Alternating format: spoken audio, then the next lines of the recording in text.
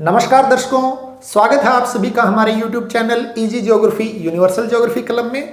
मैं धर्मेंद्र हाजिर हूं आपके बीच में भूगोल का एक नया टॉपिक लेकर।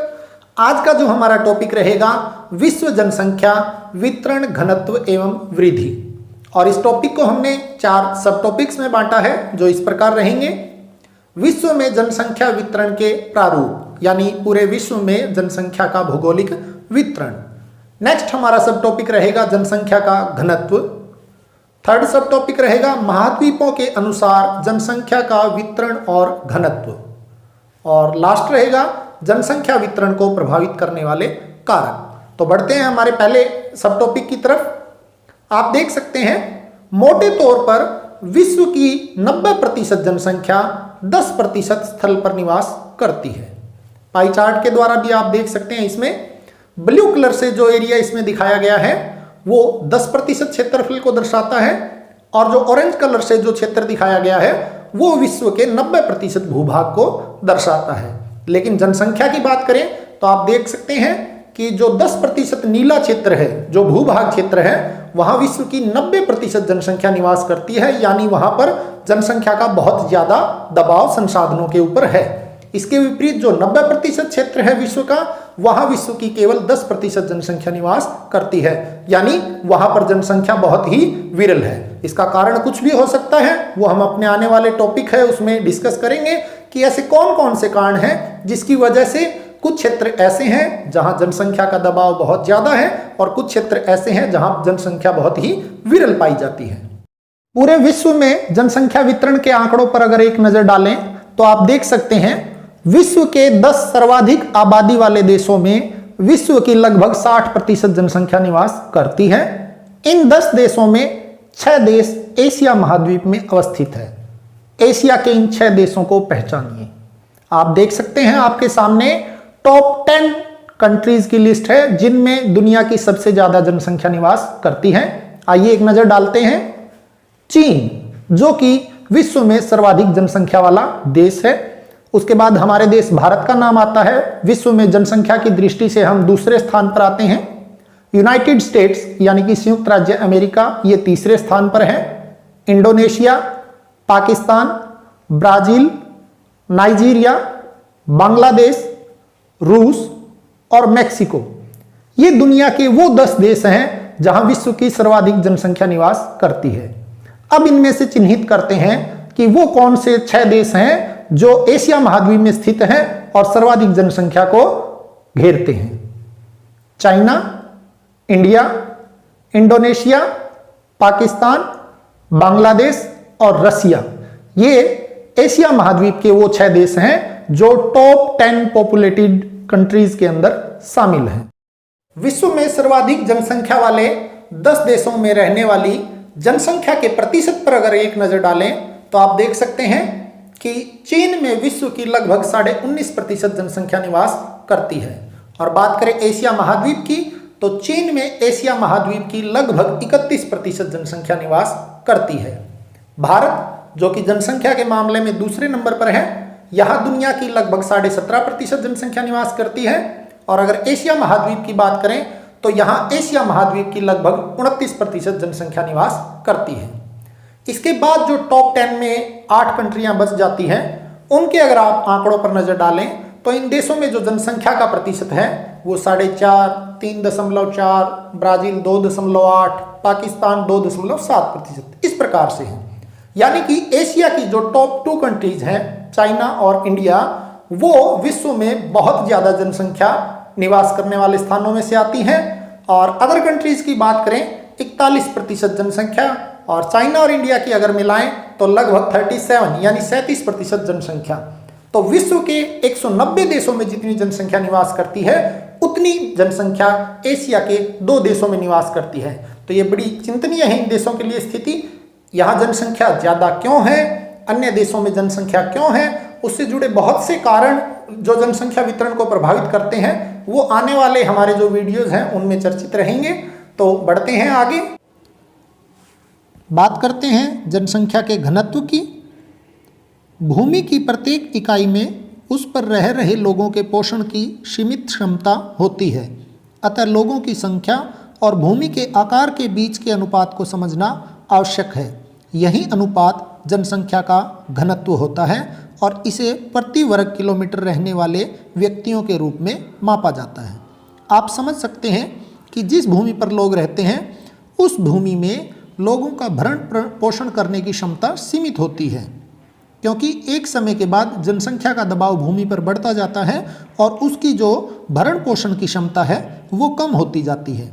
इसलिए अर्थशास्त्रियों के लिए उस भूमि पर जनसंख्या का दबाव कितना है यह जानना बहुत ही जरूरी हो जाता है और इसी को हम जनसंख्या के घनत्व के रूप में जानते हैं। इसका सूत्र है कुल जनसंख्या को कुल क्षेत्रफल से भाग दिया जाता है, तब हमें जनसंख्या का घनत्व प्राप्त होता है। यहाँ उदाहरण दिया गया है एक प्रदेश का जिसका कुल क्षेत्रफल 100 वर्ग किलोमीटर है और जनसंख्या 1.5 लाख है। तो घनत्व निकालने के लिए हम कुल जनसंख्या को कुल क्षेत्रफल से भाग दे देते हैं। साधारण शब्दों में अगर इसे हम समझें, किसी भूभाग पर रहने वाले लोगों की संख्या, किसी भूभाग पर रहने वाले लोगों की संख्या व उस भाग के क्षेत्रफल के अनुपात को जनसंख्या घनत्व कहते हैं और इसे व्यक्ति प्रति वर्ग किलोमीटर के रूप में अभिव्यक्त किया जाता है। अगर आप उदाहरण देखें तो वर्ष 2011 की हमने भारत के आंकड़े लिए हैं। भारत की जनसंख्या उस वक्त 125 करोड़ थी और भारत का क्षेत्रफल 32,87,263 वर्ग किलोमीटर। अब अगर हम जनसंख्या घनत्व निकालें तो हम कुल जनसंख्या को कुल क्षेत्रफल से भाग दे देते हैं और इस प्रकार हमें भारत का घनत्व 382 व्यक्ति प्रति वर्ग किलोमीटर प्राप्त हो जाता है। इस प्रकार हम किसी भी क्षेत्र का जनसंख्या घनत्व निकाल सकते हैं। जितना जनसंख्या घनत्व ज़्यादा होगा इसका मतलब उस क्षेत्र की भूमि पर वहाँ की जनसंख्या का दबाव उतना ही ज़्यादा रहेगा। बात करते हैं महाद्वीपों के अनुसार जनसंख्या का प्रतिशत और जनसंख्या का घनत्व। तो आप देख सकते हैं सबसे पहले एशिया महाद्वीप, यहाँ विश्व का जो जनसंख्या का प्रतिशत है वो है 59.5% और यहाँ का जो जनसंख्या घनत्व है 146 व्यक्ति प्रति वर्ग किलोमीटर। बात करें अफ्रीका की तो यहाँ जनसंख्या घनत्व 43 व्यक्ति प्रति वर्ग किलोमीटर और जनसंख्या 16.9% यहाँ पर पूरे विश्व की निवास करती है। यूरोप महाद्वीप की अगर बात करें तो यहाँ जनसंख्या का घनत्व है वो 33 व्यक्ति प्रति वर्ग किलोमीटर है और पूरे विश्व की 9.7% जनसंख्या यूरोप महाद्वीप में निवास करती है। लैटिन अमेरिका और कैरेबियन, जिसे हम दक्षिण अमेरिका भी कह देते हैं, यहाँ पर विश्व की 8.5% जनसंख्या और घनत्व की बात करें तो 32 व्यक्ति प्रति वर्ग किलोमीटर है वो यहाँ का घनत्व है। उत्तरी अमेरिका जो महाद्वीप है यहाँ जनसंख्या का घनत्व 20 व्यक्ति प्रति वर्ग किलोमीटर और जनसंख्या की अगर बात करें तो विश्व की 4.8% जनसंख्या यहाँ निवास करती है। ओशनिया, जिसमें ऑस्ट्रेलिया और उसके आसपास के द्वीपीय क्षेत्र शामिल हैं, इसमें विश्व की लगभग 0.5% जनसंख्या निवास करती है और यहाँ के घनत्व की बात करें तो यहाँ का घनत्व केवल 5 व्यक्ति प्रति वर्ग किलोमीटर है। एक और महाद्वीप जिसकी हमने यहाँ चर्चा नहीं की है, अंटार्कटिका महाद्वीप, वो सदा बर्फ से ढका रहता है इसलिए वो जनसंख्या विहीन है, वहाँ पर कोई भी जनसंख्या निवास नहीं करती है।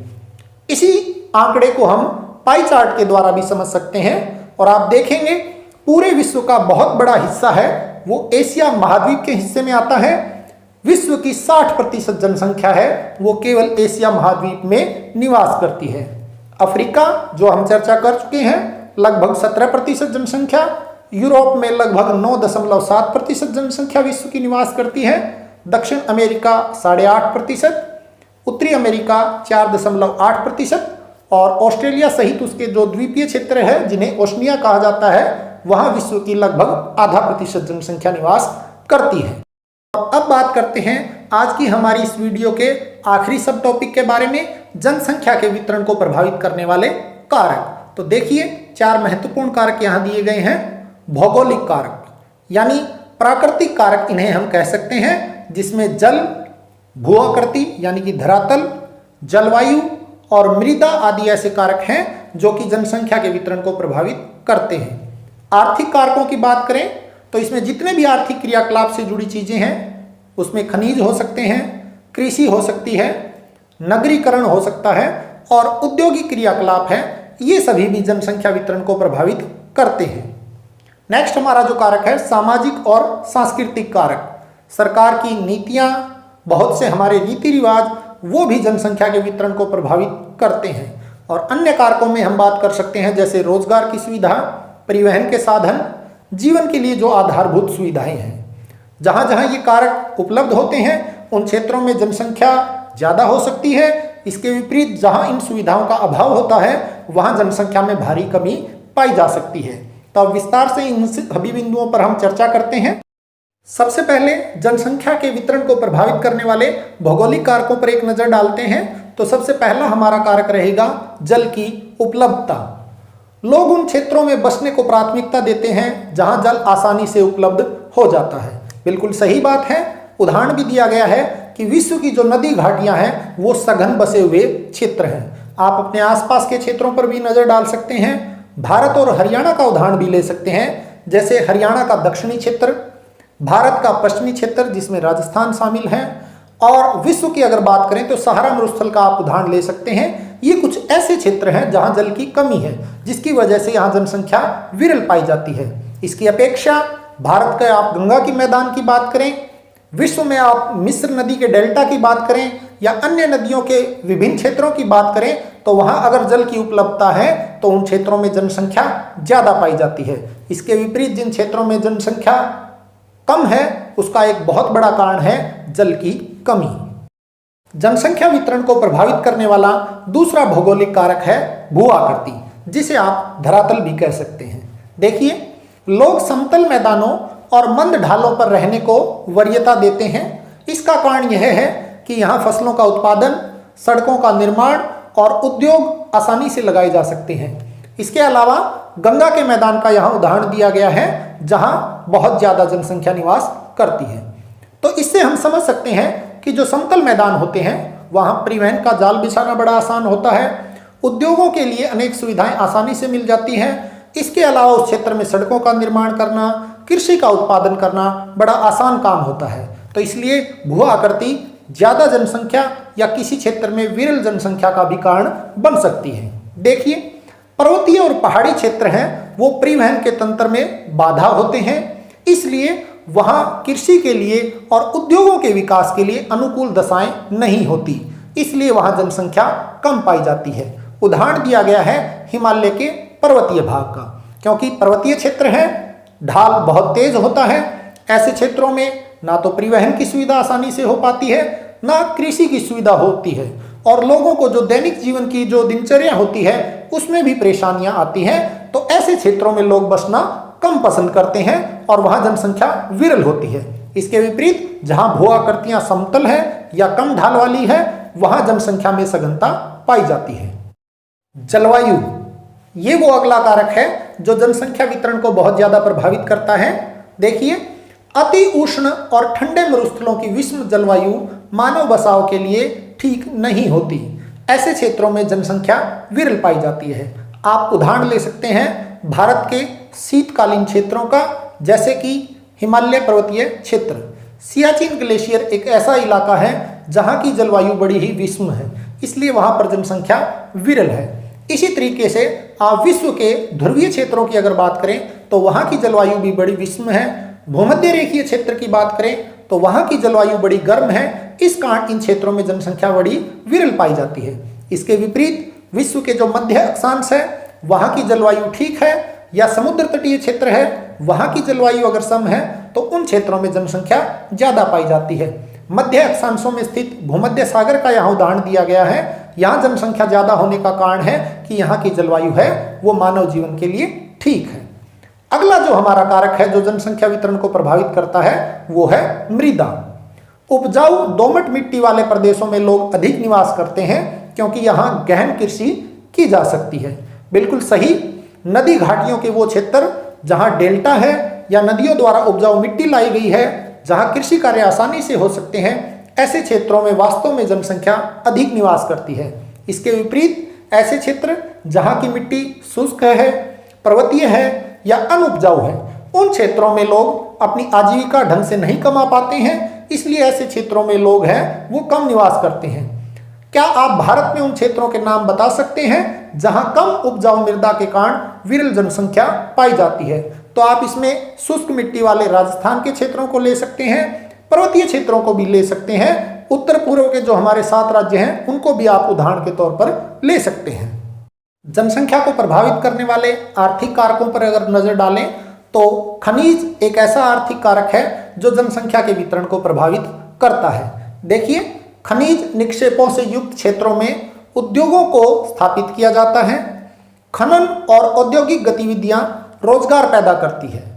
बिल्कुल सही बात है, जिन क्षेत्रों में खनिज पाए जाते हैं वहां पर लोगों की जो आर्थिक गतिविधियां हैं वो बढ़ जाती हैं और इस कारण वहां पर जनसंख्या ज्यादा निवास करती है। ऐसा नहीं है कि जहां खनिज नहीं होते वहां कम जनसंख्या होती है, लेकिन जहां खनिज होते हैं उस क्षेत्र में सघन जनसंख्या अवश्य पाई जाती है। उदाहरण दिया गया है आपको अफ्रीका का कटंगा, जाम्बिया, तांबा की पेटी। इसके अलावा आप भारत के उदाहरण भी ले सकते हैं। छोटा नागपुर का पठार है, वो खनिजों से भरा हुआ है और उस क्षेत्र में जनसंख्या भी ज्यादा पाई जाती है। अगला जो आर्थिक कारक है जो जनसंख्या को प्रभावित करता है वो है नगरीकरण। इसका सीधा सा कारण है कि नगर है वो रोजगार के अवसर देते हैं, शैक्षणिक और चिकित्सा संबंधी सुविधाएं ज्यादा देते हैं, परिवहन और संचार के बेहतर साधन वहां पर होते हैं। इस कारण लोग वहां पर ज्यादा निवास करते हैं। पुराने समय की भी अगर बात करें तो लंदन, मुंबई, इन शहरों का विकास भी इसी कारण हुआ था। यहाँ जनसंख्या ज्यादा इसी कारण हुई थी क्योंकि इन क्षेत्रों में नगरीकरण की प्रक्रिया है वो जल्दी शुरू हो गई थी और ग्रामीण क्षेत्रों से लोगों ने इन क्षेत्रों में प्रवास किया था सुविधाओं को प्राप्त करने के लिए। तो जिन क्षेत्रों में नगरीकरण होता है उन क्षेत्रों में जनसंख्या विशेष तौर पर ज्यादा पाई जाती है। आप देख सकते हैं नगरीय जीवन के आकर्षण। बिल्कुल, नगरीय जीवन के आकर्षण में जीवन से जुड़ी भौतिक सुविधाएं भी हो सकती है और इसके अलावा वहां पर अन्य प्रकार के कुछ कार्य जो ग्रामीण क्षेत्रों में नहीं होते हैं वो भी लोगों को आकर्षित करते हैं और उसी कारण लोग वहां खींचे जाते हैं और गांव से नगरों की ओर प्रवास होने के कारण नगरों में जो जनसंख्या है वो बढ़ जाती है। औद्योगिकरण, यह भी जनसंख्या वितरण को प्रभावित करने वाला एक महत्वपूर्ण कारक है। औद्योगिक पेटियां रोजगार के अवसर पैदा करती है और बड़ी संख्या में लोगों को आकर्षित करती है। बिल्कुल सही है, जिन क्षेत्रों में उद्योग धंधे ज्यादा होते हैं उन क्षेत्रों में जनसंख्या ज्यादा मात्रा में पाई जाती है क्योंकि वहां केवल औद्योगिक गतिविधि ही नहीं होती, उसके अलावा अनेक अन्य गतिविधियां भी वहां शुरू हो जाती हैं, जैसे परिवहन की गतिविधियां, दुकानदार, बैंक की सुविधा, डॉक्टर, हॉस्पिटल और अन्य अनेक प्रकार की सेवाएं उन क्षेत्रों में शुरू हो जाती हैं और जनसंख्या वहां तेजी से बढ़ने लगती है। इसीलिए औद्योगिक क्षेत्रों में भी जनसंख्या सघन पाई जाती है। उदाहरण दिया गया है जापान का कोबे, ओसाका। इसके अलावा आप दिल्ली के जो औद्योगिक क्षेत्र हैं, मुंबई, बेंगलोर के जो औद्योगिक क्षेत्र हैं, पश्चिमी बंगाल के जो औद्योगिक क्षेत्र हैं, उनको भी आप देख सकते हैं। इन सभी क्षेत्रों में जनसंख्या ज्यादा होने का विशेष कारण यही है कि यहाँ औद्योगिक गतिविधियां तेजी से बढ़ रही है और उसके साथ साथ जो अन्य गतिविधियां हैं वो भी प्रचुर मात्रा में होती हैं, जिसकी वजह से इन क्षेत्रों में जनसंख्या ज्यादा पाई जाती है। जनसंख्या वितरण को प्रभावित करने वाला एक और कारक है सामाजिक और सांस्कृतिक कारक। कुछ स्थान ऐसे होते हैं जहां धार्मिक और सांस्कृतिक महत्व की गतिविधियां होती हैं और वो लोगों को आकर्षित करती है। बिल्कुल सही बात। अगर हम हरियाणा की बात करें तो कुरुक्षेत्र, जो कि धर्मनगरी के नाम से प्रसिद्ध है। भारत की बात करें तो काशी और विश्व की बात करें तो इटली की राजधानी रोम। ये कुछ ऐसे क्षेत्र हैं जिनकी पहचान धार्मिक आधार पर है, तो वहां लोगों की संख्या है वो ज्यादा मात्रा में निवास करती है क्योंकि ऐसे धार्मिक स्थानों पर लगभग कोई न कोई गतिविधियां हैं धर्म विशेष से जुड़ी, वो चलती रहती है, जिसके कारण वहां अनेक प्रकार की गतिविधियां करने वाले लोग हैं वो निवास करने लग जाते हैं और उन क्षेत्रों की जनसंख्या है उसमें वृद्धि हो जाती है। इसके अलावा कुछ क्षेत्र ऐसे होते हैं जहां सामाजिक और राजनीतिक अशांति होती है और ऐसे क्षेत्रों को लोग छोड़कर चले जाते हैं, जिस कारण वहां जनसंख्या विरल पाई जाती है। बिल्कुल, भारत के जम्मू कश्मीर का आप उदाहरण ले सकते हैं। इस क्षेत्र में विशेष तौर पर अशांति रहती है, या भारत के जो सीमावर्ती क्षेत्र हैं उन क्षेत्रों में लोग रहना कम पसंद करते हैं क्योंकि वो क्षेत्र उनके लिए सुरक्षित नहीं है। कई बार सरकारें भी लोगों को विरल जनसंख्या वाले क्षेत्रों में बसने के लिए और भीड़ भाड़ वाले स्थानों से चले जाने के लिए भी प्रोत्साहित करती है। क्या आप अपने प्रदेश में ऐसे कुछ उदाहरणों के बारे में सोच सकते हैं? बिल्कुल, हरियाणा में सरकार ने सेज नाम से कुछ जोन बनाए थे, स्पेशल इकोनॉमिक जोन, और उन जोन्स को बनाने का मुख्य उद्देश्य यही था कि वो क्षेत्र आर्थिक रूप से पिछड़े हुए थे, वहां गतिविधियां बहुत कम होती थी।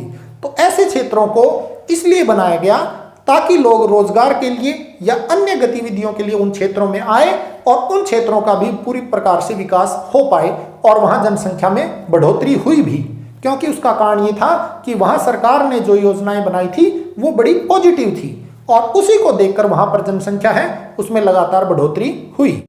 उम्मीद है वीडियो आपको पसंद आई होगी। लगातार ऐसी वीडियो प्राप्त करते रहने के लिए जुड़े रहिए हमारे channel easy geography universal geography club से। चैनल को सब्सक्राइब करना ना भूलें। अगर आपने बेल आइकन ना दबाया है तो उसे भी दबा दें, ताकि जब भी हम अपनी कोई नई वीडियो चैनल पर अपलोड करें वो तुरंत आप तक पहुंच जाए। Stay home, stay safe.